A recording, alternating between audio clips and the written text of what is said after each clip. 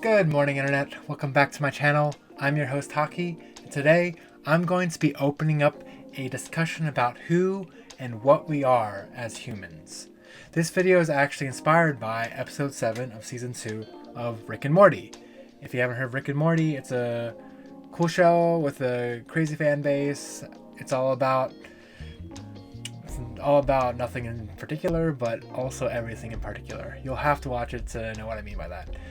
Anyway, in this episode, Rick's personality changes dramatically because he transfers his brain into a younger clone of himself. Wubba-lubba-dub-dub! Tiny Rick! It got me thinking about how people usually separate their quote-unquote soul from their physical bodies when they're thinking about it, like theoretically, you know?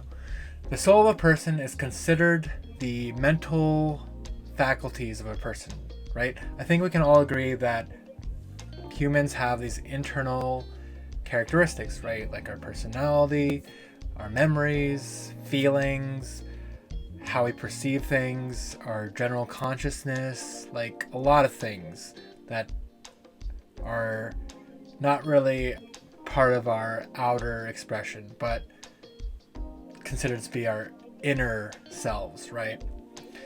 But I think it can be argued that the physical body influences everyone and influences all those kinds of attributes.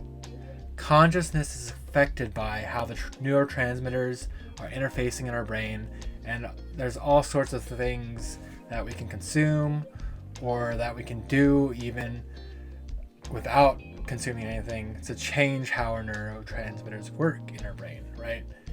And also, that good-natured character of yours might be somewhat affected by the caffeine you had this morning, right? Or am I just projecting that? I don't know. But caffeine makes me feel great.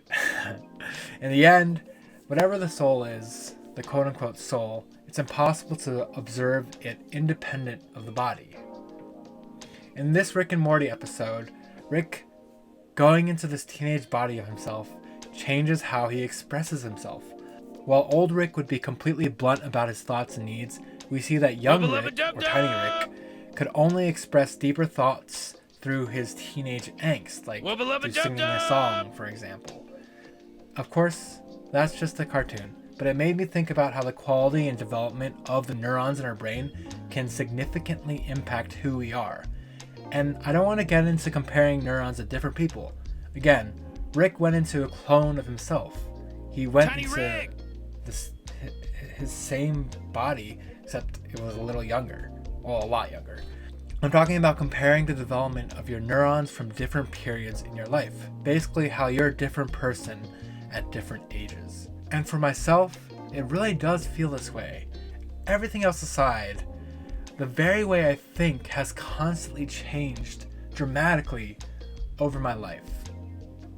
I journal. I journal almost every day. Recently, I have been journaling like every day.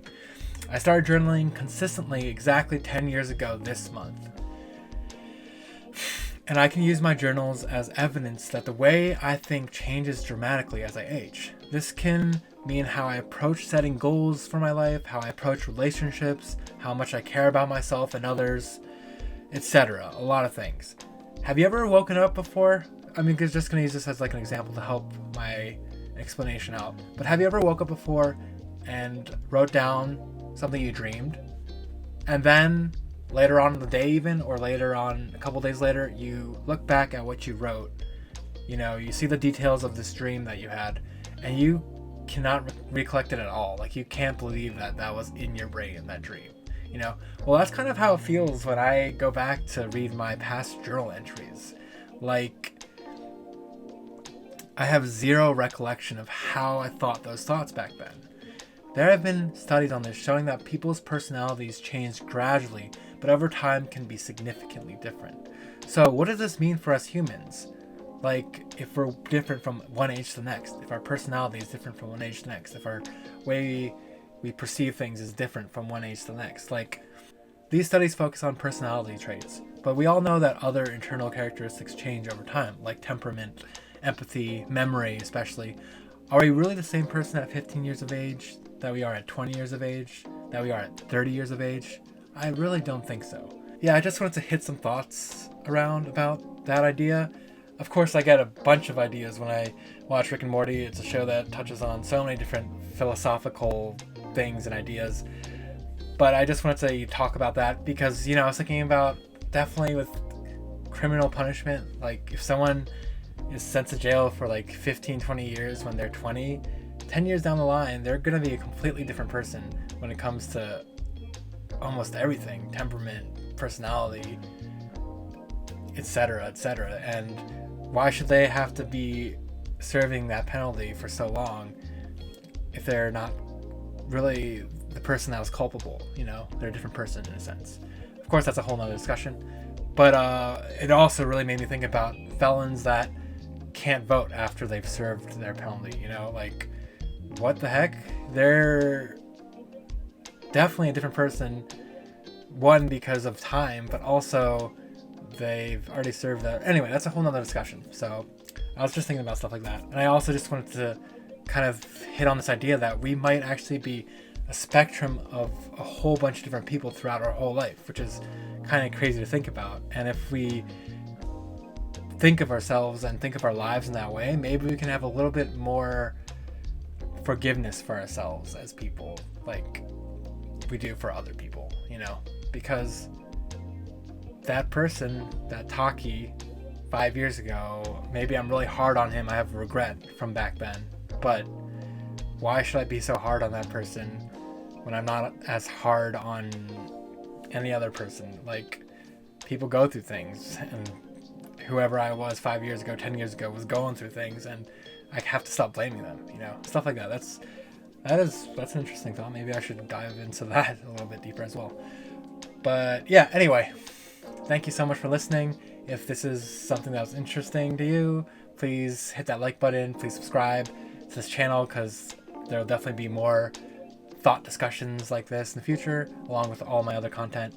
And yeah, this was really fun talking about this, actually. So yeah, and also if you haven't checked out Rick and Morty, if you can handle gore and violence and the type of animation style of Rick and Morty, I definitely recommend it. So check it out. Anyway, thanks so much for listening. Thank you so much for watching. I'll see you in the next video. See you later.